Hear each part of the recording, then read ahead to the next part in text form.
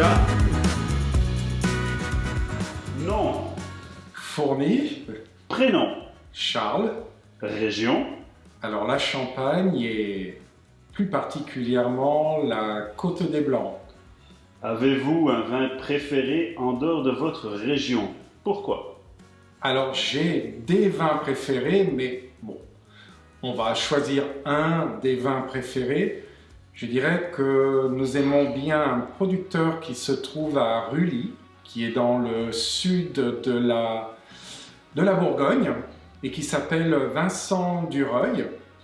Et j'aime bien sa cuvée Mex Cadeau, parce que je trouve qu'il y a un côté croquant et on le prend à n'importe quel moment. C'est toujours délicieux et on n'est pas saturé au bout de 3 verres. Quel est votre terroir préféré et quel raisin aimeriez-vous y mettre? Alors là, c'est une question difficile parce que ça serait plutôt des terroirs préférés.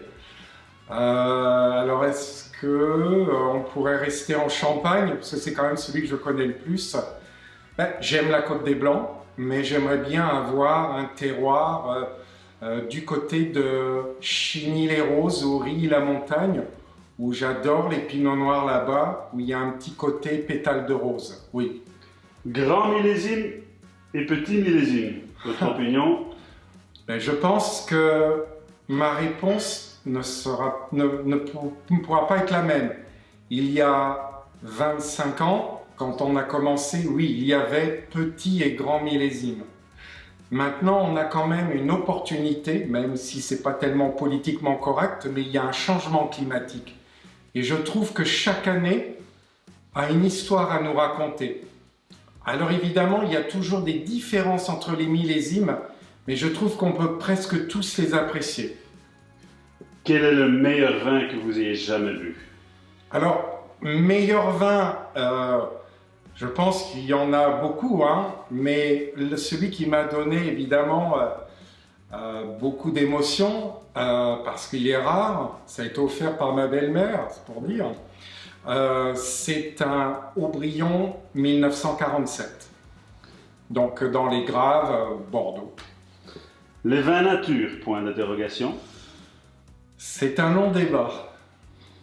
Alors pour nous, je pense qu'un vinificateur, c'est la grande liberté. Et moi, je n'aurais aucun jugement à apporter puisque c'est vraiment la liberté d'expression. Mais j'ajouterais qu'un vin, il n'y a pas plus façonné qu'un vin. Un vin, c'est comme un meuble.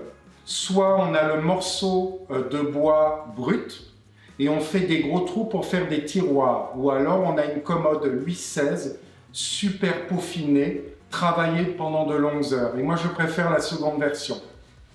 Raconte-nous un secret ou une nouveauté.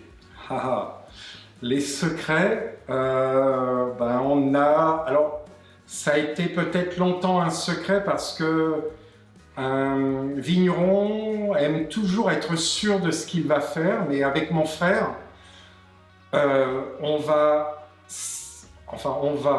a lancé 3 parcellaires, alors que l'on croit en la diversité dans l'assemblage, mais on a 3 endroits que l'on affectionne particulièrement à Vertus.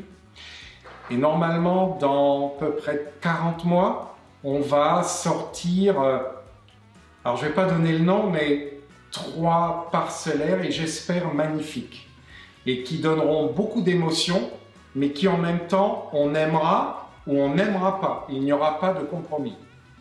Alors, Charles Fourny, de la région de Champagne, quelle est la première chose que vous ferez après la période du Covid? À revoyager et revoir, je dirais, aussi bien nos amis à l'étranger, nos clients, etc.